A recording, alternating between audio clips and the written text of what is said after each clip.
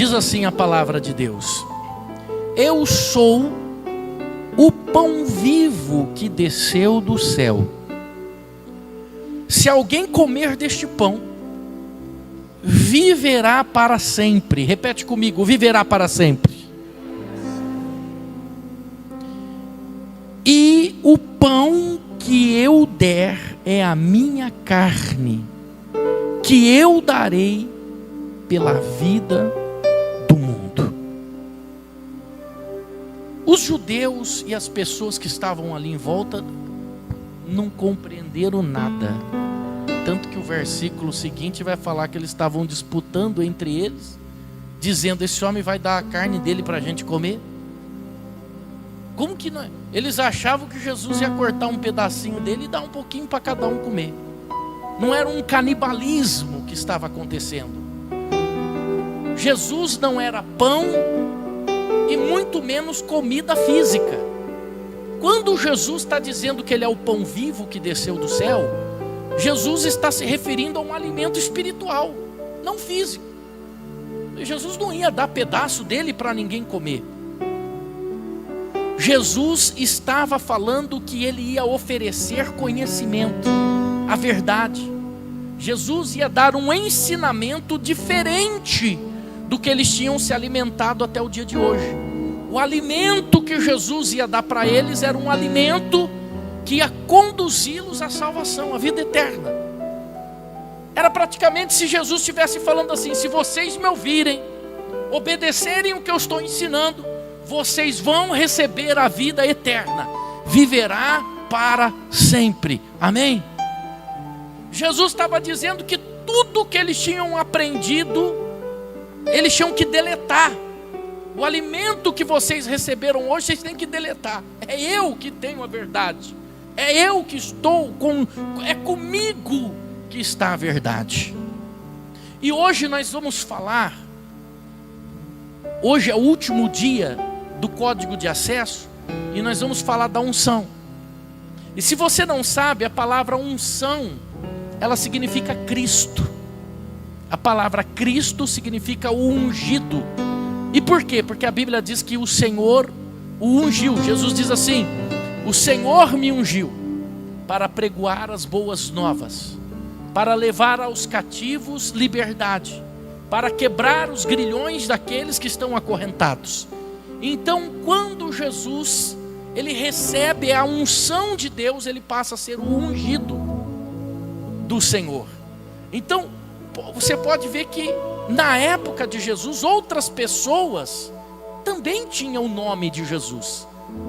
Yeshua ou Yehoshua, que é a tradução correta. Yeshua é uma abreviação de Yehoshua, não está errado Yeshua, mas Yehoshua é o nome por completo, significa eu sou o Salvador.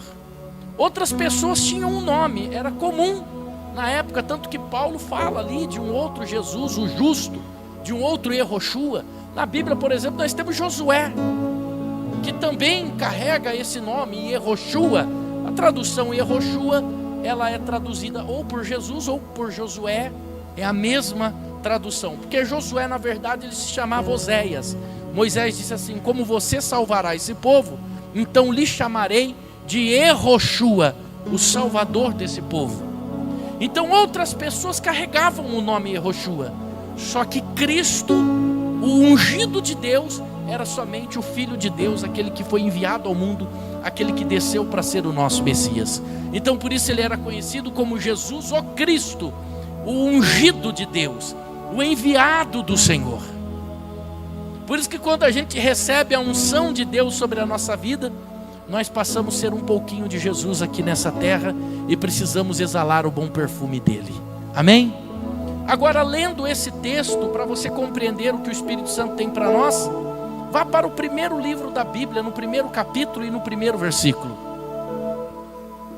Os mestres da Torá, os grandes rabinos da Torá, eles dizem que tudo que acontecerá no fim dos dias, ele está interligado no livro de Gênesis. o livro de Gênesis e o livro do Apocalipse, eles se conectam. Assim como o livro do Apocalipse existe muita figura, assim também o livro de Gênesis também existe muitas figuras. E para você compreender o livro de Gênesis, você precisa interpretar essas figuras, assim como no livro do Apocalipse: dragão, mulher, areia, mar. Cada uma dessas figuras existe um significado. Assim também no livro de Gênesis. E esses grandes sábios, estudiosos da Torá, eles dizem que o capítulo 1 e o versículo 1, ele é o antídoto contra todo pecado. Tudo que se refere a pecado ou a desvio de conduta do ser humano, o capítulo 1 e o versículo 1, ele é o antídoto para tudo isso. E quando a gente lê ele, a gente não entende, a gente não compreende. Mas quando você disseca esse versículo, você começa a ver a grandeza e a preciosidade que ele tem. Olha só, ele diz assim: no princípio criou Deus os céus e a terra. E a partir desse versículo, nós vamos ouvindo a voz de Deus, a palavra de Deus, criando todas as coisas. E tudo que Deus está criando, Deus olha e diz assim: isso é muito bom. 10 vezes Deus criou no livro de Gênesis, no capítulo 1. 10 vezes Deus usou a palavra para criar. Se você pegar o capítulo 1, você vai ver que dentro desse capítulo 1, você vai encontrar 10 vezes a palavra "e disse Deus".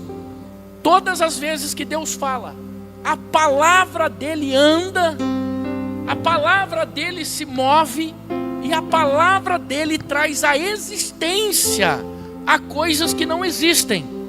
Então a palavra de Deus, ela vai criando, a palavra de Deus, ela vai formando, ela vai criando estrutura. Olha só, porque a palavra de Deus é diferente da nossa.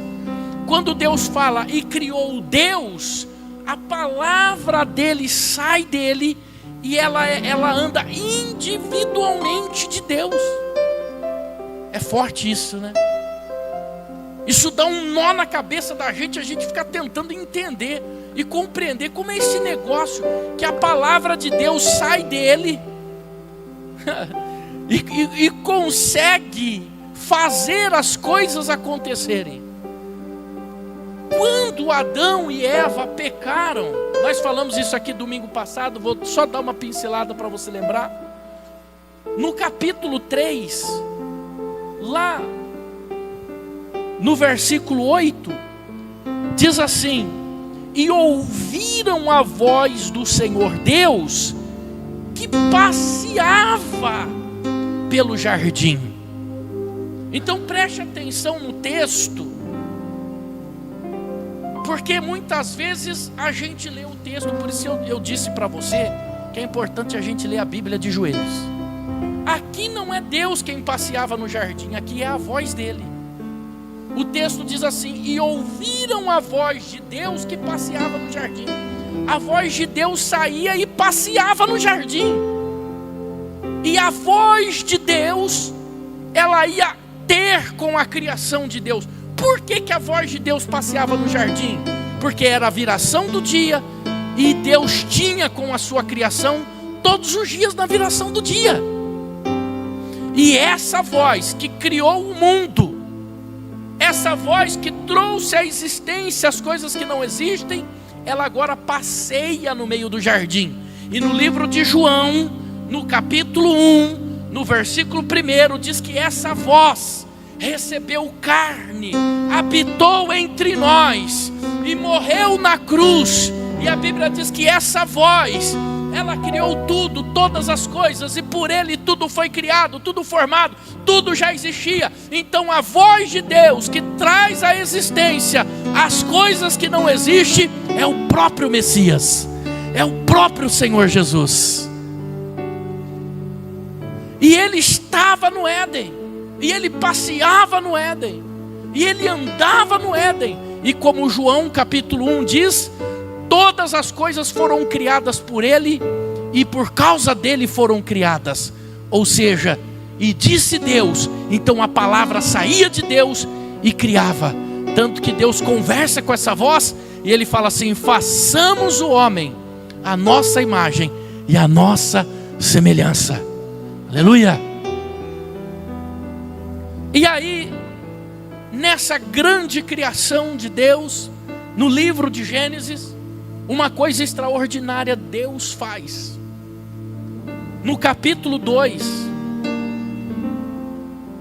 no versículo 5, diz assim, no versículo... Vou adiantar um pouquinho, vamos para o versículo 8. Diz assim, capítulo 2, versículo 8: e plantou o Senhor Deus um jardim no Éden, do lado oriental, e pôs ali o homem que tinha formado. Olha que coisa interessante. Depois que Deus criou todas as coisas, Deus plantou um jardim. Deus plantou árvores. Deus plantou árvores frutíferas. Deus plantou ervas que serviam de alimentos. Deus fez coisas extraordinárias dentro do Éden e depois ele colocou o homem lá dentro. É interessante que o homem, na Bíblia, ele é conhecido como árvore. Deus, quando criou o homem, Deus criou o homem como árvore. Tanto que você vai ver Jesus, ele cura uma vez um cego, e Jesus derramou tanto poder naquele cego, que ele diz assim: eu vejo os homens como árvore. Jesus teve que pôr a mão nele de novo. Não é que Jesus não curou pela metade, não. Jesus não faz nada pela metade. Tem gente que fala: não, Jesus abriu a vista dele e ficou embaçada. Não, foi tanto poder que ele via os homens como os homens eram no mundo espiritual. Jesus colocou a mão lá e tirou um pouco, calibrou o poder nele, e aí ele começou a ver os homens como todo mundo via. Então Jesus, ele planta no Éden, ele planta ali no Éden uma árvore. Diante de todas as árvores, ele diz assim: dessa daqui vocês não devem comer. Vocês podem comer de todas, inclusive a árvore da vida que estava no lado oposto. Olha só, de todas as árvores que Deus plantou no Éden, duas eram em especial. Uma dava conhecimento para o homem, a outra dava vida eterna. Uma dava informação, sabedoria, conhecimento. A árvore do conhecimento não é só do mal. A árvore trazia conhecimento do bem e do mal, o texto está dizendo. Ou seja, essa árvore, ela dava informação para o homem de tudo que era bom e de tudo que era mal. Ele dava malícia para o ser humano. E aí Deus falou: dessa daqui vocês não devem se alimentar. Fiquem longe, nem toquem nessa árvore. Era uma única lei que existia: não comer daquela árvore, não se alimentar daquela árvore. E esse fruto não é uma maçã, como as pessoas achavam. A gente assiste filmes e a gente sempre acha que é uma maçã, porque lá no filme passa a maçã, né? Antigamente, quando a gente era criança, tinha aqueles caras assim que era bem magro, tinha aquele gogó assim, igual o William ali, ó. William, faz assim, William, que tá a sua capa ali, ó. E aí o meu não dá para ver porque tem uma camada extra de gordura e músculo. Aí a gente falava, engasgou com a maçã. Lembra disso daí? Quem lembra disso daí? Uns falavam que era o pomo de Adão, não era? Só que esse fruto não tem nada a ver com fruta, não tem nada a ver com comida. O livro de Gênesis, ele é um livro figurativo, e ele está falando de conhecimento. Vocês não devem comer esse conhecimento, vocês não devem receber esse conhecimento, vocês não devem receber essa informação. E o que Eva fez? Ela parou ali para ouvir a voz do diabo. E o diabo falou assim: se você parar para receber essa informação, se você comer desse fruto, se você comer dessa alimentação, assim como Jesus lá não é pão, assim como Jesus lá não é comida física, o diabo também não é comida física. O diabo, ele é aquele que dá informações ruins. Só que aqui o diabo, ele não mente, por mais que ele é o pai da mentira. Ele diz assim: se vocês comerem, se vocês se alimentarem, vocês serão iguais a Deus. Em que sentido o diabo falou? Conhecedores do bem e do mal. Então aquilo trouxe curiosidade. Então o que mata muita gente, o que mata muito crente, o que desvia muita pessoa da verdade é a curiosidade. Cuidado com a curiosidade, porque a curiosidade já matou muito crente na vida. E olha só como o diabo não estava mentindo. Deus, ele falou assim: e disse o Senhor, capítulo 3, versículo 20, ou é 22 ou é 23, tá? Ele diz assim, que eu não estou enxergando aqui. Então diz assim: então disse o Senhor Deus: eis que o homem é como um de nós. Olha só, o diabo não disse assim: vocês serão igual a Deus. Deus está falando com a palavra dele agora. Deus está falando com Jesus, com o Messias. Eis que o homem agora é como um de nós. Um de nós em que sentido? Sabendo o bem e o mal. Ora, para que não estenda a sua mão e tome também da árvore da vida, e coma e viva eternamente, o Senhor Deus, pois, o lançou fora do jardim do Éden, para lavrar a terra de que fora tomado, e havendo lançado fora o homem, pôs querubins ao oriente do jardim do Éden, e uma espada inflamada que andava ao redor para guardar o caminho da árvore. Então olha só, quando o homem ele pecou, quando o homem recebeu informações negativas, o homem ele era como Deus, ele tinha uma luz muito forte sobre ele, que a Bíblia chama essa luz de vestes brancas. Mas essas vestes brancas, não pense você que as vestes brancas é roupa como a nossa, feita de linha aqui da terra, feita de algodão da planta. Nós estamos falando de algo celeste, estamos falando de algo fora do alcance humano. Aquilo era uma espécie de uma luz, e aquela luz apaga, e o que acontece? A luz é retirada, primeira coisa, Adão se vê nu. Por quê? Porque as vestes espirituais, que não é roupa física como a nossa, as vestes espirituais tinham saído dele, tinha desaparecido dele. Agora ele se vê nu, ele olha para a mulher e vê a mulher nua, porque ele perde as vestes espirituais, alva como a neve, branca como a alva neve. Assim o escritor tentou decifrar, mas é muito mais além do que o ser humano pode imaginar, porque eram vestes espirituais que só tem no reino de Deus, lá no céu. Não são pano igual o nosso, que precisa de passar, que precisa de lavar. Não é. Não é roupa igual a nossa. Não pense que o mundo espiritual é igual ao nosso. Às vezes quando a gente fala do mundo espiritual, as pessoas acham que Deus é um cara assim igual o Ismar, cabelo branco, barba branca, é um velho sentado num trono. Não, nem olhos viram, nem ouvidos viram, nem jamais pode penetrar no coração humano. O mundo espiritual é muito diferente. O mundo espiritual é além do que você imagina. Não dá para comparar o nosso mundo. O reino de Deus é um reino de luz, é diferente. E aí o homem perde essas vestes, ele se vê nu, porque agora ele recebe uma informação negativa do mal. O mundo está todos os dias dando informações erradas para nós. O mundo está todo dia fazendo a gente desviar o caminho da verdade.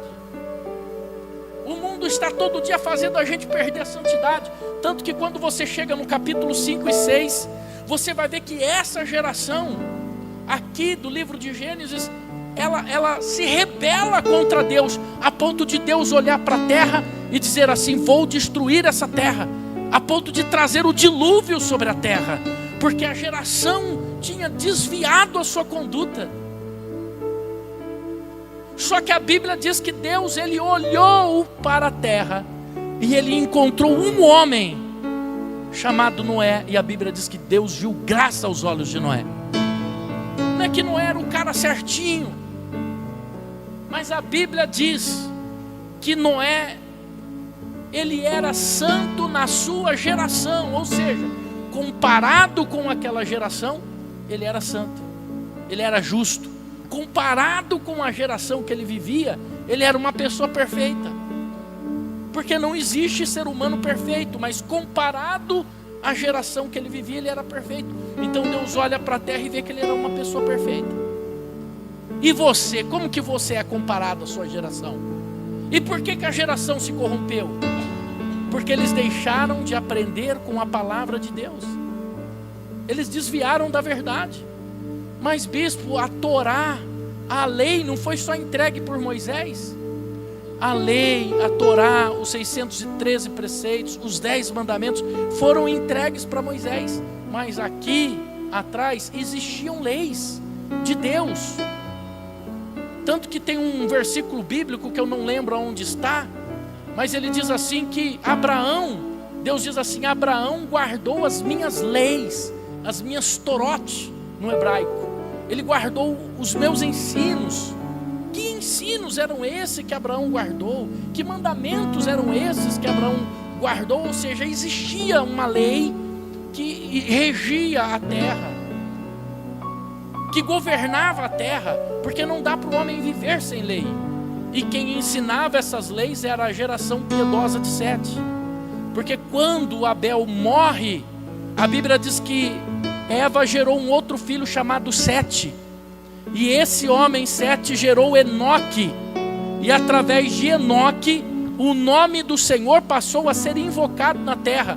A partir da linhagem de Sete, de Enoque, vem uma linhagem sacerdotal. É esses homens que têm a responsabilidade de ensinar a lei. Só que esses homens perderam também a noção e se corromperam.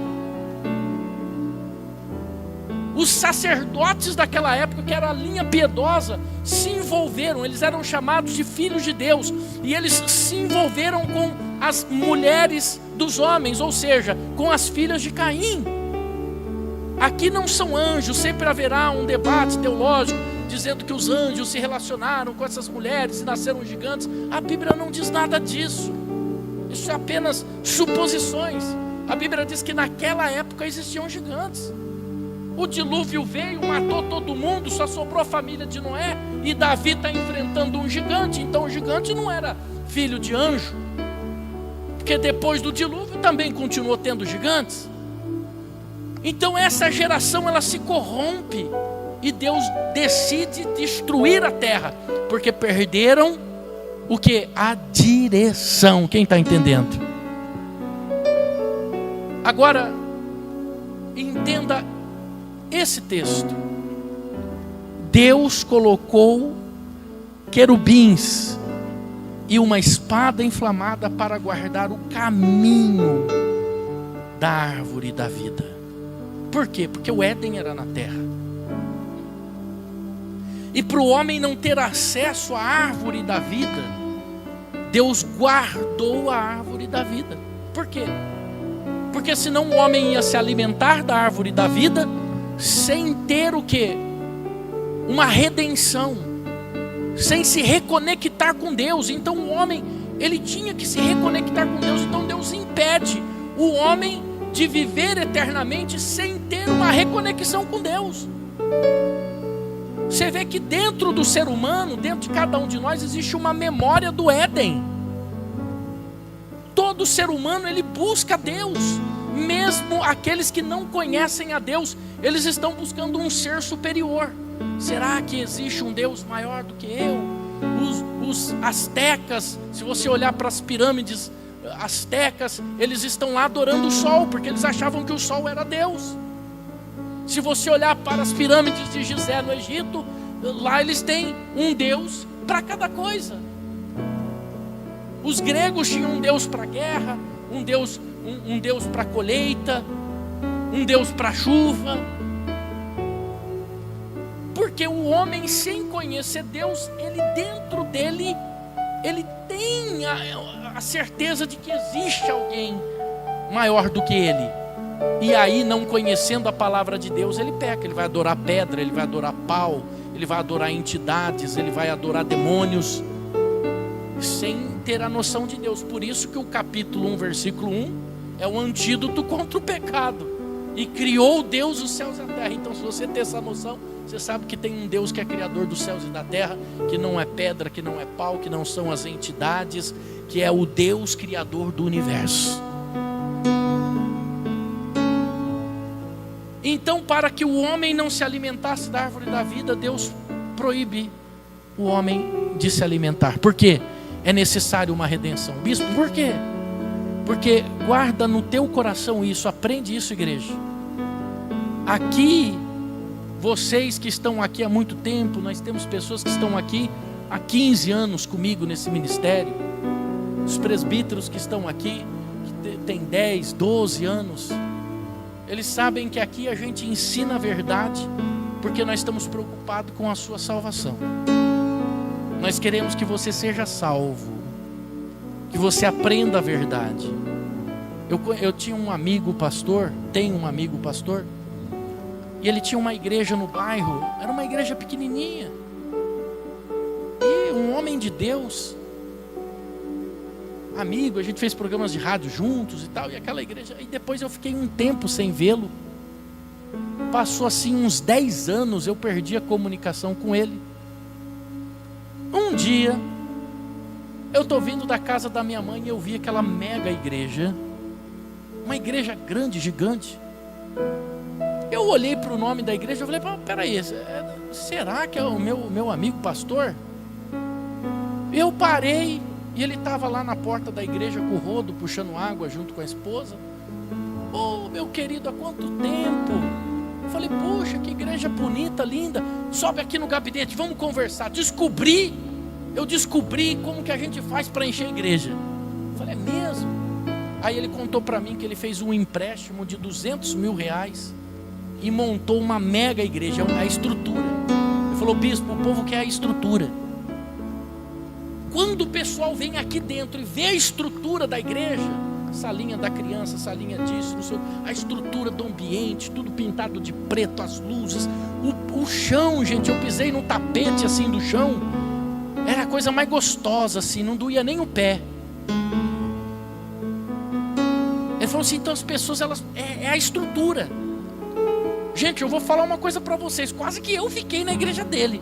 Quase que eu passei para lá, quase que eu falei, pastor, não quero mais sair daqui não. É tão gostoso aqui dentro, que legal. Tinha estúdio, tinha um monte de coisa, a sala do diaconato, tinha geladeira, com refrigerante, com meu Deus do céu, eu quero ficar aqui. A cantina com salgadinho, aquelas máquinas de suco virando. Eu falei, gente, é isso aqui que eu vou passar para cá. Vou falar, pastor José Wilson, dá a minha função para ele, eu vou passar para essa igreja aqui. Quase que eu fiquei lá. Só que veja bem, que tipo de crente está sendo criado dentro de uma estrutura aonde tem a estrutura e não a palavra da verdade? Que tipo de crente será salvo? Porque muitas pessoas, elas estão ali, principalmente os jovens, a gente sabe disso. Onde tem jovem, outros jovens querem ir. Por qual motivo, razão? Adoração a Deus, ao Eterno? Adoração ao Santo dos Santos? Ou para ver o movimento? Eu estou falando porque eu já fui jovem. Eu sei como que é as coisas. Então, quando a gente sai da razão, a gente começa a perder a salvação. quê? Porque guarda algo que eu vou te falar aqui, e o que eu vou te falar é um ensinamento de vida. Leve isso para a sua vida. Deus não quer todo mundo no reino dele. Bispo, que grande heresia isso. Não, Deus não quer colocar todo mundo dentro do reino dele. Por quê? Porque tem gente que é má de natureza, é ruim de natureza. E nós não estamos falando de demônios que está sobre a vida da pessoa. Porque tem gente que é ruim mesmo. O diabo, ele potencializa a maldade. Por que uma pessoa que nasce de novo e recebe o Espírito Santo, o diabo não tem influência sobre ele? Porque ele não tem nada para potencializar na vida da pessoa. Mas quando a pessoa é ruim, você pega lá um serial killer que matou 10 pessoas, o bandido da luz vermelha, como que chama aquele que está lá na cadeia lá, que vai sair agora? Oi? Não, aquele que... maníaco do parque, esse mesmo. Você acha que aquilo ali era só demônio? Havia uma ruindade no coração que foi potencializada pelo diabo. É claro que o diabo entra. Eu me lembro quando eu era criança, aconteceu um fato lá perto da minha casa, de um homem que matou o outro. Não me lembro por qual razão. Eles tinham uma intriga, ele matou. Ele picou o cara em pedaços e levou o fígado do cara para fritar no bar. Não sei se a Adriana lembra disso daí. Eu era criança, não sei se minha esposa lembra disso, que era lá perto da nossa casa. E aí o pessoal, nossa, mas que gosto diferente, isso é bucho de bode, isso é fígado de bode. E todo mundo ali comeu. Quando saiu na reportagem que era o homem que ele tinha matado, a polícia encontrou os pedaços na geladeira.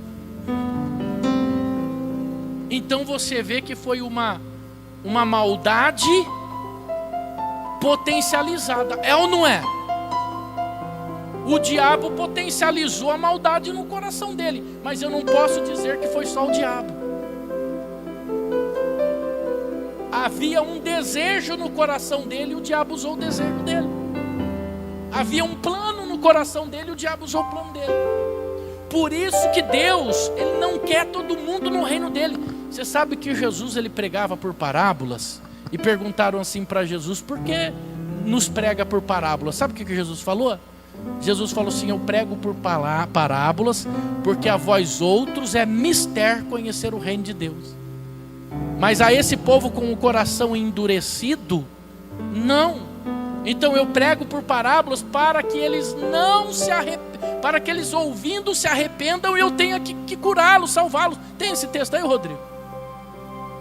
Está no telão aqui? Bota no telão, olha o que Jesus está dizendo.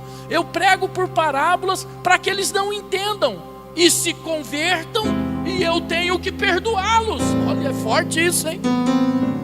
Olha como é forte essa palavra. Então diga assim, Jesus não veio para todos. A Bíblia diz assim, que ele veio para aquele que crê. E aquele que crê, é-lhe dado o poder de ser chamados filhos de Deus.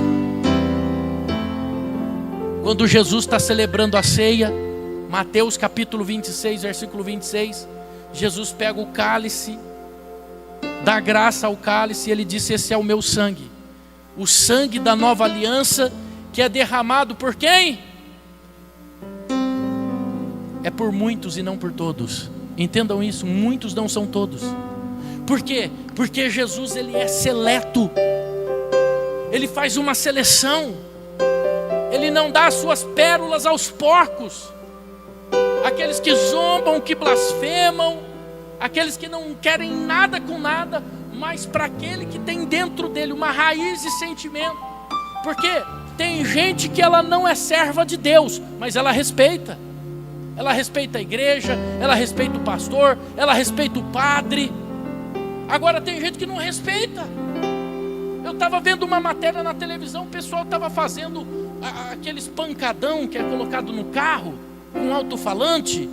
Na frente da igreja, o padre estava fazendo a missa, saiu lá fora para pedir para eles desligarem, eles riram do padre. As pessoas não respeitam mais. não existe mais respeito. Então, olha só o que Deus está dizendo: para que o homem não coma da árvore da vida, do fruto da vida, sem que haja arrependimento. Ele vai viver eternamente desse jeito. Ele vai ter acesso à verdade e vai continuar desse jeito. Então é necessário que haja um novo nascimento. Jesus disse assim: aquele que não nascer de novo não pode ver o reino de Deus. Então, quando a pessoa não nasce de novo, ela não vê o reino de Deus. Então, se você não nascer de novo, você não vai ver o reino de Deus. Não adianta você estar aqui dando uma de crente, de bonitinho, mas lá fora você não ser um verdadeiro convertido, uma pessoa convertida, um coração renovado, uma vida mudada. Por isso eu disse que essa pregação você não encontra nas igrejas por aí. Elas não atraem público, elas atraem aqueles que querem aprender, aqueles que têm fome da verdade, sede da justiça, aqueles que estão sedentos pelo reino de Deus, aqueles que querem comer da árvore da vida. Os querubins estavam ali para guardar o caminho. Sabe o que acontece quando o tabernáculo é feito? Quando se constrói o tabernáculo, aqui ficava onde o povo ficava. Aqui no altar era chamado Santo dos Santos, e tinha uma cortina, um véu, era uma cortina que cobria o Santo dos Santos. Do lado de cá ficava o altar da propiciação, e lá ficava o povo. Aqui era só o sacerdote que podia subir, e o sacerdote podia subir ali uma vez por ano. E se o sacerdote entrasse no Santo dos Santos, nessa cortina tinha 2 querubins pintados. Deus mandou pintar 2 querubins, está lá. Pode ler o texto. Esses 2 querubins que ficavam pintados representavam os querubins da guarda. Mas bispo, era só uma pintura, mas guardava de verdade. A presença espiritual deles estavam ali, porque muitos sacerdotes eram fulminados ali, quando a oferta não era aceita. Aí sabe o que eles faziam? Eles amarravam uma corda no sacerdote e um sininho. Quando o sininho começava a estremecer um pouco, eles olhavam para cima, via o fogo descendo, eles puxavam a corda para pelo menos salvar o sacerdote. Porque senão a glória de Deus descia ali e consumia o sacerdote. Se o sacerdote não tivesse na direção de Deus, se o sacerdote tivesse em pecado, não tivesse cumprido os rituais, e se a oferta que o povo tivesse oferecida, se o povo oferecesse uma oferta que Deus não recebesse, o sacerdote era fulminado. Então eles puxavam o sacerdote. Então o Santo dos Santos era o lugar onde Deus habitava. O Santo dos Santos era o lugar onde Deus recebia a oferta. O Santo dos Santos era onde Deus se comunicava com o sacerdote. Era onde Deus direcionava, era onde Deus falava com o seu povo, era onde Deus falava com a sua criação, era onde Deus instruía. E a Bíblia diz que quando Jesus morreu, o véu do templo foi rasgado e houve agora um acesso à árvore da vida, a Deus. Jesus diz assim: eu sou o caminho, eu sou a verdade, eu sou a vida. Meu irmão, essa árvore da vida que estava ali dando vida eterna era o próprio Senhor Jesus. Por isso ele disse: quem comer de mim viverá eternamente. Quem receber a minha lição, quem receber o meu ensino, quem obedecer às minhas palavras, eu o ressuscitarei no último dia, porque eu estarei nele e ele estará em mim. Aleluia. Aquela separação já não existe mais, aquela espada flamejante já não existe mais, aquele querubim já não existe mais, porque Jesus nos deu esse acesso. E hoje você pode escolher em receber dessa árvore da vida. Você pode receber do Senhor Jesus Cristo hoje e decidir viver eternamente. Quando Lázaro morreu, Jesus falou assim: não crê? Falou para Marta que ele pode ressuscitar. Sabe o que ela diz? no dia da ressurreição, eu creio. Jesus estava falando da ressurreição naquele momento, mas olha como eles acreditavam numa ressurreição, porque Jesus prometeu isso. Jesus prometeu que aquele que está com Ele não morrerá para sempre, não morrerá eternamente, não vai passar pela segunda morte. O que Ele está dizendo? Ele está dizendo que na vinda dEle, Ele vai oferecer um galardão. Aquele que não estiver nessa direção é lago de fogo, meu irmão. Aquele que não se alimentar desse alimento é fogo, como enxofre, ranger de dentes. Então, eu prefiro estar nessa direção, eu prefiro comer desse alimento, eu prefiro comer dessa palavra, eu prefiro comer da árvore da vida, do que das informações negativas que estão me dando aí, me afastando dos propósitos, me afastando da direção de Deus, me levando para caminhos tortuosos. Igreja do Senhor Jesus Cristo, um dia vocês vão se lembrar do que esse pastor está dizendo aqui em cima. Há caminhos que ao homem parecem direitos, mas o seu fim é a morte. Só há um caminho que nos conduz à verdade, que é Jesus. Mas não é um Jesus falsificado como estão pregando hoje. Não é um Jesus que não está nem aí com o pecado como estão vivendo hoje. Estão pregando um Jesus que não tem cruz. Estão pregando um Jesus sem arrependimento. Estão pregando um Jesus sem conversão. Há um Jesus que está esperando uma nova mudança. Aquele Jesus que disse para Nicodemos: se você não nascer de novo, você não vai entrar no reino de Deus. Há necessidade de um novo nascimento. Eu preciso rever os meus conceitos. Eu preciso rever a minha vida. O que eu estou fazendo, somo o que para o reino de Deus? O que eu estou fazendo, somo o que para Ele? Há lugares que são gostosos de estar, há lugares que são maravilhosos para estar, mas há lugares que parecem caminhos direitos, mas o seu fim é a morte. Jesus disse assim: entrai pela porta estreita, apertado é o caminho, e poucos são os que entram por ele, que conduz à salvação. Quero dizer para você que está aqui nessa noite, há uma verdade, e essa verdade você tem que guardar no teu coração. Haverá um porvir. E quando você tira isso, olha só, você vive uma emoção superficial. Emoção acaba. Não viva de emoções superficiais, de palavras bonitas, de palavras agradáveis. Não viva. Não viva com essas palavras agradáveis à boca.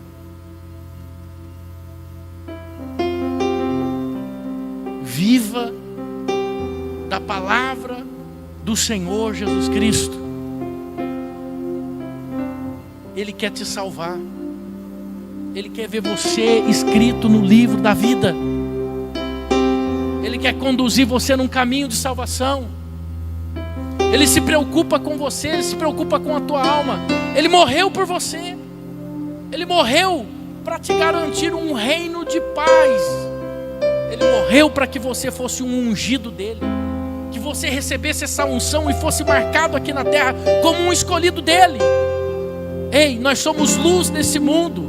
A Bíblia diz que não se pode esconder uma cidade edificada sobre o monte. Não se pode esconder uma candeia debaixo de uma capa. Nós somos o sal dessa terra sem sabor. Nós somos a luz dessa terra. Então não viva das emoções, porque emoções acabam. E aí, quando essa emoção acabar, sabe o que vai acontecer? Você vai orar, parece que a oração não passa do teto. Você não consegue mais chorar a hora que você ora. Você não consegue mais chorar quando você lê um texto bíblico. Você lê a Bíblia, te dá sono. Você não chora mais, você não jejua mais, você não ora mais, você não sente mais a emoção. tudo que você quer que o culto acaba logo, para você dar uma olhadinha no celular, para você ir embora para casa. Gente, isso faz com que a nossa oração chegue no teto e volta.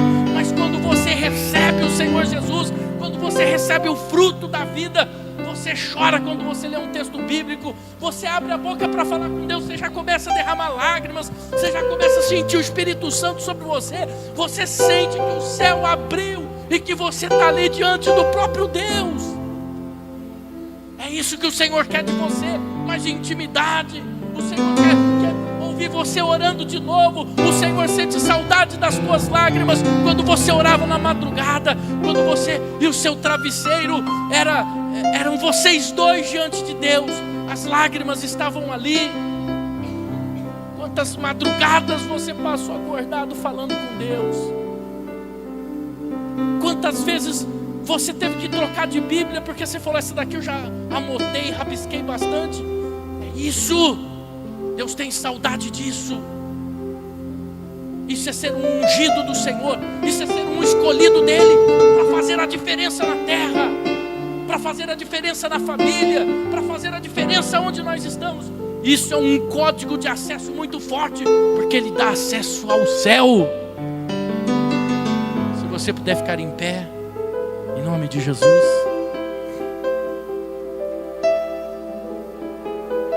Eu gostaria que hoje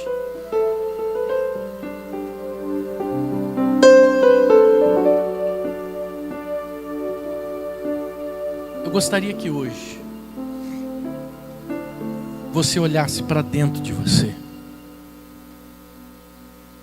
Eu gostaria que você olhasse para você nesse momento e revesse alguns conceitos dentro de você. Faça algumas perguntas para você mesmo, no seu subconsciente. O que eu estou fazendo está de fato agradando a Deus? O caminho que eu estou tomando está de fato me conduzindo ao Pai? Será que eu não estou vivendo apenas um emocionalismo? Será que eu não estou apenas seguindo seres humanos? Porque seguir a multidão é perigoso demais. Será que eu estou cumprindo o meu propósito aqui na terra? O que eu sou para Deus? Eu somo no reino de Deus? Eu fui chamado apenas para ficar no banco ouvindo a palavra? Quantas almas eu ganhei para Jesus? Esse ano que está acabando de 2025, o que eu fiz para Deus? O que eu somei no reino dele? Qual a diferença que eu fiz para aquele que morreu na cruz por mim? Para aquele que foi cravado na cruz por mim? Naquele que foi humilhado? Naquele que derramou todo o sangue do seu corpo por mim? O que eu estou fazendo para ele?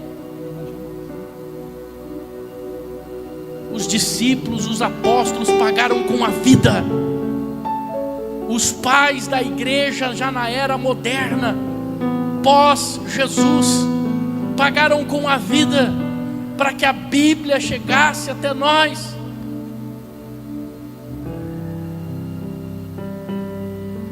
Ei, o que eu estou fazendo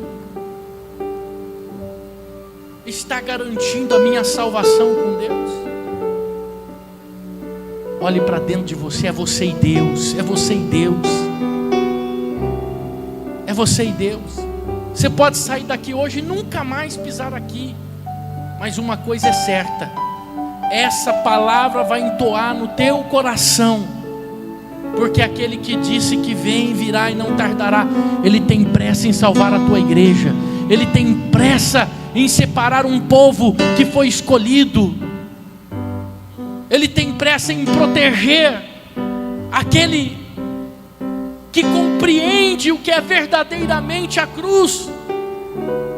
Espírito Santo, em nome de Jesus, eu coloco agora, meu Deus, esta igreja, esse povo de fé nas tuas mãos.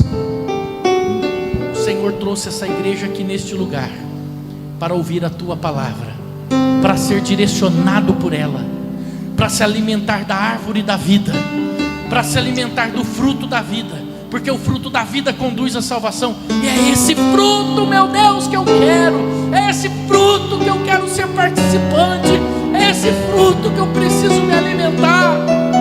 Meu Deus, tira da minha cabeça as vozes que estão por aí tentando, meu Deus, confundir a minha direção para eu perder o alvo. Tira da minha mente as vozes, meu Deus, que estão tentando fazer eu perder o meu propósito. Em nome de Jesus, meu Deus, me direciona. Em nome de Jesus, me conduza. Ah, Espírito Santo, Tu és a luz do mundo, e nós resplandecemos esta luz. Que ela venha brilhar em nós, para que a gente venha a ser luz em casa, no trabalho, na sociedade, no nosso país. Meu Deus, não tire o nosso nome do livro da vida não, meu Pai. Coloca o nome dessa igreja, de cada um aqui, de cada membro desse rebanho, no Teu livro da vida. Meu Deus, eu quero entregar esse rebanho como pastor no último dia, e o Senhor dizer: vindes bendito, possuir a terra, o galardão que eu tenho preparado desde a fundação do mundo. É isso, meu Deus. Nós queremos tomar posse, Senhor, do que o Senhor pagou por nós, comprou com preço de sangue. Perdoe os nossos pecados, as nossas falhas. Eu me comprometo diante desse altar, seguir o Senhor Jesus, me alimentar da palavra da verdade e ser conduzido ao reino dos céus. Eu recebo, meu Deus, eu recebo nessa noite o Teu Espírito Santo, e eu declaro que o meu coração é porta aberta para o Senhor. Eu declaro que o meu coração é morada para Ti. Eu declaro, Espírito Santo, que eu sou Teu. És bem-vindo aqui, és bem-vindo, Senhor. Aleluia. Quero voltar ao início de tudo, encontrar-me contigo, Senhor. Quero rever meus conceitos e valores. Eu quero reconstruir.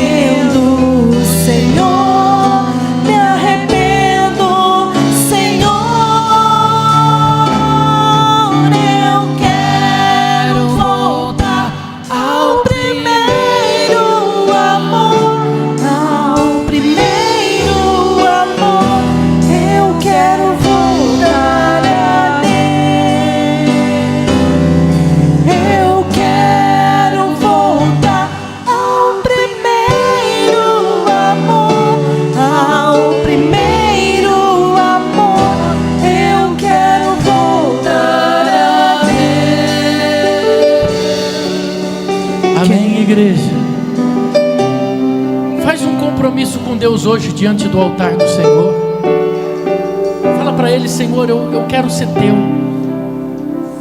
Fala: Senhor, eu me comprometo que a partir de hoje eu vou deixar alimentos do lado, alimentos que confundem a Tua voz, porque eu quero receber do alimento do fruto da vida. Irmãos, não confunda sabor com salvação. Eu garanto para você hoje que comer um lanche do McDonald's é mais gostoso do que comer um quilo de brócolis com beterraba. Você pode dar para qualquer criança. Vai falar, não pai, não quero ser não, quero o lanche do Mac. Só que a beterraba, com o que mesmo que eu falei? Já até esqueci. O brócolis. Você está ligado, irmão? Você gosta de brócolis? Eles têm mais energia e vitamina do que o lanche do McDonald's. Tem um pastor amigo meu, conhecido, amigo, um homem de Deus, uma benção. Filho dele músico, tocava muito nas igrejas, fazia muitos eventos, tinha uma banda maravilhosa. Só que como eles chegavam tarde, eles não comiam, só comiam lanche do Mac. Ele morreu, gente. Ele morreu por causa disso. O Renato conheceu ele. O Renato conheceu esse moço. Conheceu o pastor Edson. A senhora conheceu o pastor Edson, pastor? Quando chegou lá no hospital, o médico falou assim, ó, não tem potássio. Não tem potássio no corpo do menino. Só se alimentou de lixo. E a falta de potássio matou ele. O potássio, se você não sabe, é a graxa do corpo. Uma ferragem, uma engrenagem não funciona sem graxa. O potássio é a graxa, a graxa para a nossa engrenagem. Ele morreu, o coração parou. Há alimentos no mundo espiritual que é gostoso de ouvir, mas que não traz vitamina, gera morte. Então, hoje, diante do altar de Deus, faz um pacto com Deus. Sabe, Deus me mandou aqui hoje, e Deus trouxe você aqui hoje. Você não veio aqui por acaso, não. Você não entrou aqui hoje por acaso e falou, hoje eu vou. Hoje está calor, não tem nada para fazer em casa, eu vou. Não. Deus te trouxe aqui porque Ele tem procurado os verdadeiros adoradores, os que o adorem em espírito e em verdade. Deus tem te procurado, meu irmão. Deus tem te procurado, minha irmã. E Ele te trouxe aqui porque Ele te encontrou.